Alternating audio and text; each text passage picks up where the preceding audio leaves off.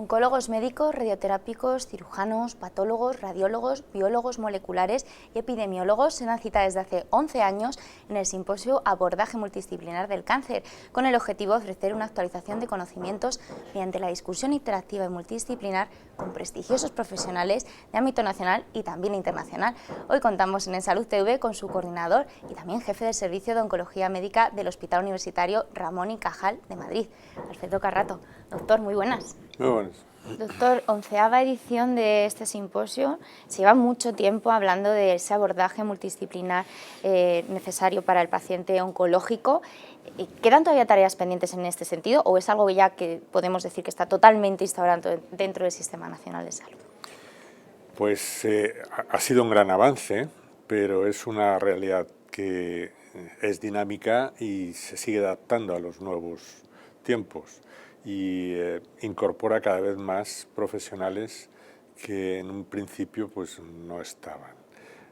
Actualmente pues estamos viendo que cada tipo de cáncer tiene un abordaje diferente en función del subtipo o del grupo dentro del gran grupo al que pertenece, pues tiene como mejor y más eficaz tratamiento. Entonces, todo esto necesita de la concurrencia pues, de un buen diagnóstico que viene de la mano de los patólogos moleculares, los genéticos moleculares, y que se incorporan al comité multidisciplinar para dar ese matiz del subtipo molecular dentro del cáncer de pulmón, de mama, etcétera, para que nosotros seamos capaces de adecuar el tratamiento y personalizarlo y hacer un traje a la medida para el paciente que lo necesita.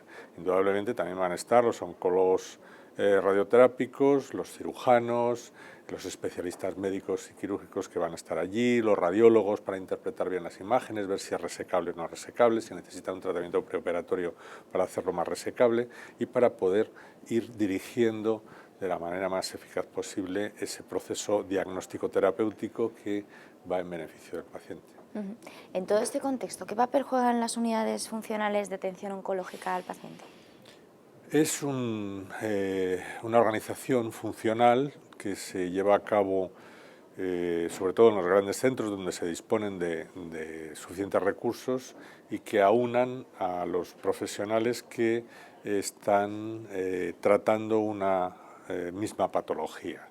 Me explico, en una unidad funcional de cáncer de mama pues va a estar el patólogo indudablemente que nos va a decir qué subtipo de cáncer de mama o el biólogo molecular con el patólogo y además pues va a estar el radiólogo para interpretar las mamografías o las resonancias magnéticas, va a estar en el aspecto terapéutico el cirujano, bien sea un cirujano general o un ginecólogo, va a estar el radioterapeuta y va a estar el oncólogo médico.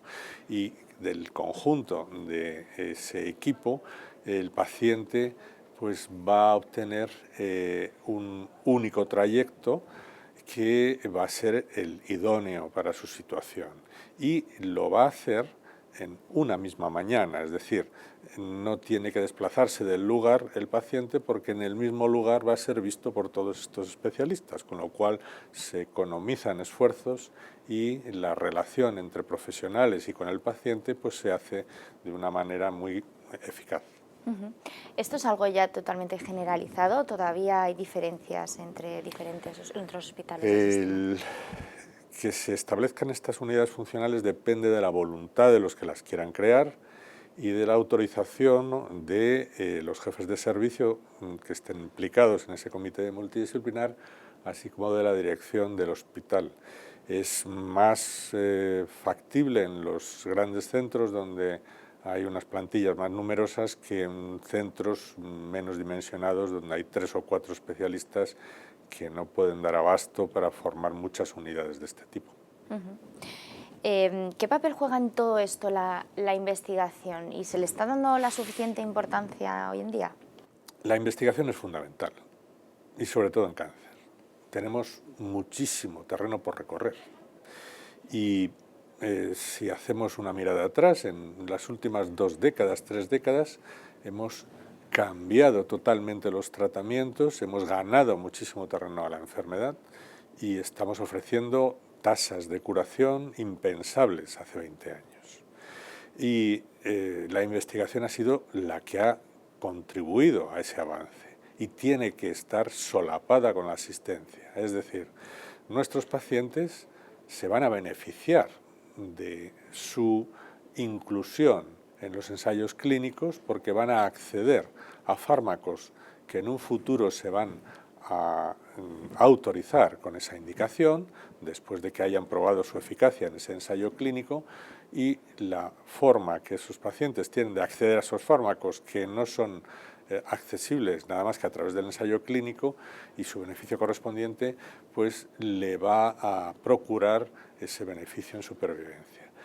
Además, pues se van a hacer en paralelo pues una recogida de material biológico, tanto del paciente como del tumor, que va a ayudar a interpretar pues, el devenir, los resultados de los tratamientos, ¿no? Y el casar esos datos moleculares con los datos clínicos al final ayudará a interpretar de una manera mucho más precisa qué grupos de pacientes en realidad se benefician de determinados tratamientos.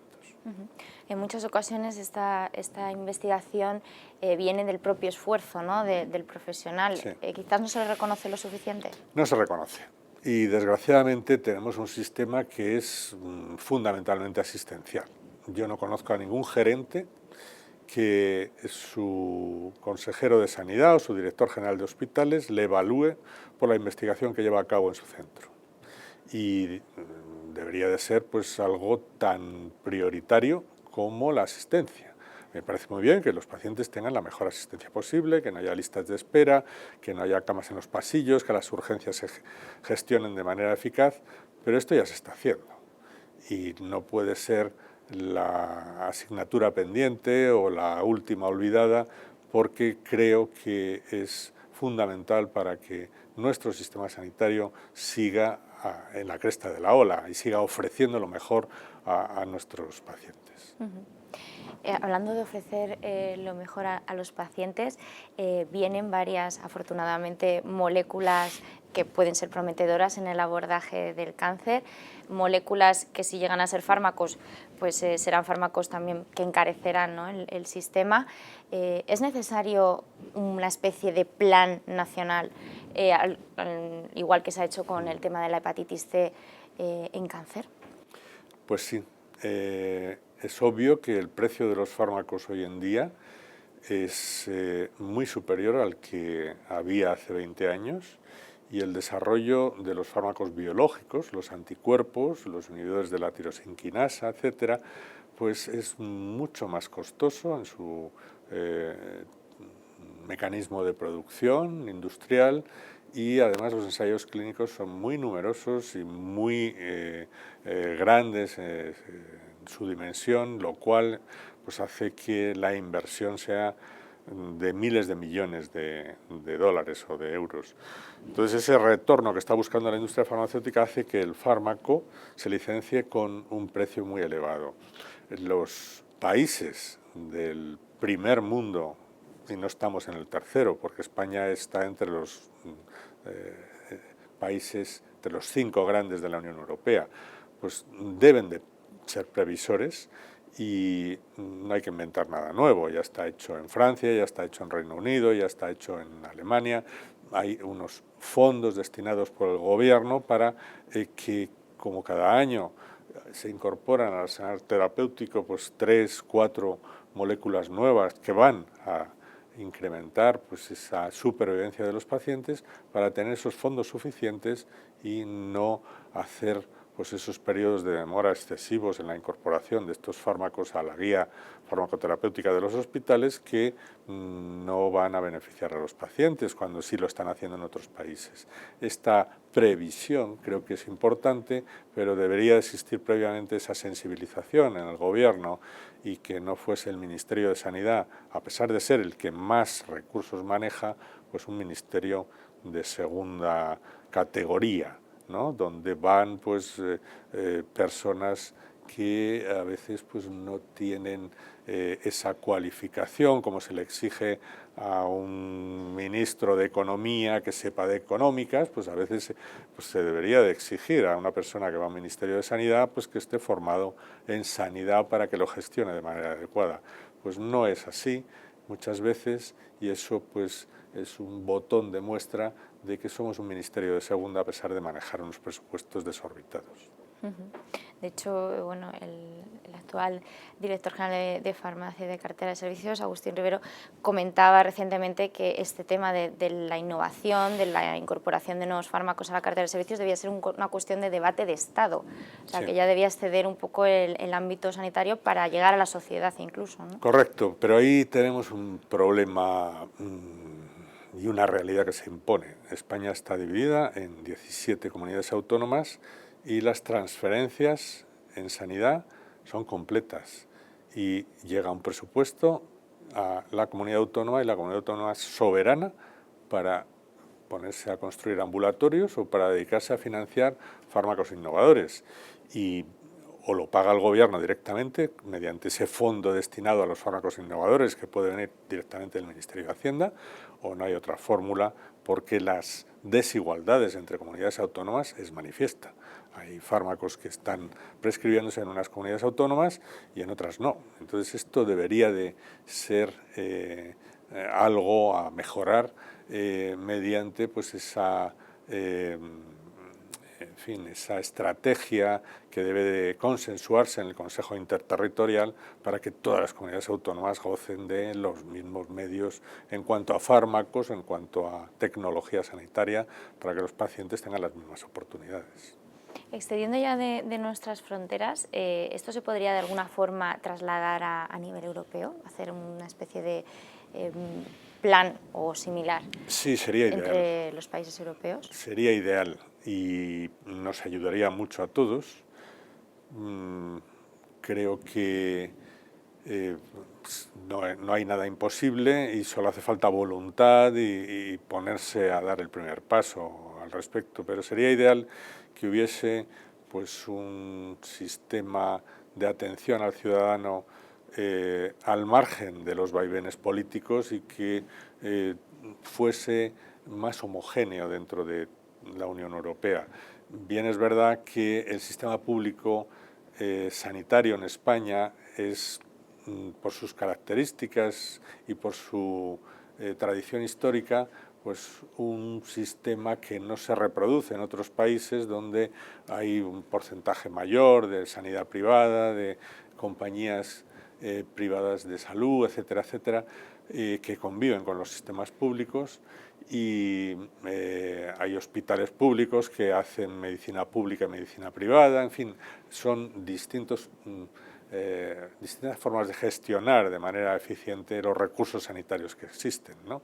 Es, por otra parte, mejorable que nuestros centros sanitarios, que están dotados con una tecnología de imagen, de quirófanos, de laboratorios centrales, de análisis, etcétera, pues no estén funcionando desde las 6 de la mañana hasta las 12 de la noche, ¿no? Y que el horario laboral sea de 8 horas al día, ¿no?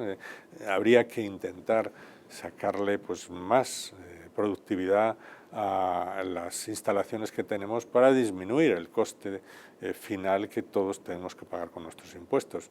Y esto es lo que están haciendo en la Unión Europea y una homogeneización. Yo creo que podría perfectamente ayudar a que se sostenga el sistema sanitario del cual debemos de estar muy orgullosos. El tema de la hepatitis C también ha puesto sobre la mesa otra cuestión de importancia, que es los registros. ¿Cómo está ese tema en oncología? Me imagino que con toda la individualización, la personalización de los tratamientos se están teniendo ya cada vez más registros, pero al final también depende un poco, o los doctores comentan que muchas veces también su voluntad, ¿no?, de hacer estos registros, o que les va a cargar de más trabajo incluso en la práctica diaria. En cáncer, el 90% de la asistencia se hace ambulatoria. Desgraciadamente no contamos con un sistema como el que tiene el paciente que está hospitalizado, que se va con un informe de alta y que es el referente en cuanto a la complejidad de los diagnósticos, el tiempo que ha estado hospitalizado, los recursos que ha consumido, etcétera, etcétera. Este sistema ambulatorio de consultas externas y hospital de día pues no permite ese tratamiento de datos tan exhaustivo y nos estamos manejando en unas cifras que son supuestas y no reales, y haría falta desarrollar un software, un sistema de recogida de datos para que se cuantificase y se cualificase la complejidad y el tiempo que se dedica a los pacientes en estas consultas externas y en estos hospitales de día. Indudablemente va a ser muy eficiente porque es un enfermo muy complejo, el enfermo de cáncer no precisa ingreso hospitalario y son consultas de alta resolución en la que, además de evaluar las técnicas de imagen, los análisis, se explora al paciente, se ve si ha respondido o no al tratamiento previo, en caso contrario se cambia a otro tratamiento, se firma el consentimiento informado o se incluye en un ensayo clínico, se prescribe, se da el tratamiento en el mismo día, es decir, es una actividad con muchísima complejidad y además con alta resolución. Y no está ese sistema, ese registro al que hace referencia, bien diseñado metodológicamente para poder conocer en profundidad qué está haciendo cada uno de los hospitales. Sería ideal, por otra parte, que nosotros conociésemos cuál es el producto final, como cualquier empresa. Es decir, yo cuánto me gasto en un cáncer de mama y cuánto tengo de resultados en términos de supervivencia de mis pacientes y bienestar de mis pacientes. Es algo tan sencillo que necesita de ese registro que usted llama, que es una base de datos donde se recojan pues desde los datos personales del paciente, que es lo que actualmente se recogen todos, pero no la evolución del paciente y no tampoco los fármacos con su coste y el resto de medidas. Y luego, para hablar del coste, que es algo tan en fin, de moda en el momento actual, no estamos teniendo en cuenta nada más que el precio de un fármaco. Y esto está muy sesgado, porque gracias a ese fármaco, este paciente sigue trabajando y deja de estar cobrando pues un sueldo del Estado y está produciendo. Y gracias a ese fármaco que está tomando en pastillas o que tiene que ir a ponerse cada 3 semanas en el hospital, pues se puede ir los fines de semana y jugar al golf o estar con su familia en casa o hacer... Es decir, que no se tienen en cuenta múltiples factores a la hora de valorar económicamente cuál es el impacto de un fármaco, nada más que el precio del mismo, y son muchísimos más, ¿no? La evitación de frecuentación hospitalaria, la evitación de ingresos hospitalarios. Hace 30 años los servicios de oncología médica eran lazaretos. Estaban llenos de pacientes que, desgraciadamente, por no contar con recursos, pues tenían tumores grandes, con grandes complicaciones como obstrucciones intestinales, líquido en el abdomen o en la pleura, problemas respiratorios, necesidad de transfusiones. No paraban de estar ingresados en los hospitales. Hoy en día, un centro como el Hospital Ramón y Cajal pues tiene 20-25 pacientes ingresados de media y estamos poniendo más de 25.000 tratamientos al año. Es decir, nos manejamos con los hospitales de día y el paciente que peor va, que es aquel que se nos va a escapar de las manos a pesar de los esfuerzos que hagamos, pues generalmente solo precisa de la hospitalización en el último mes o los últimos 2 meses de su vida. Pues doctor Alfredo Carrato, enhorabuena por ese simposio. Muchas gracias por haber estado en Salud TV. Ha sido un placer, muchas gracias.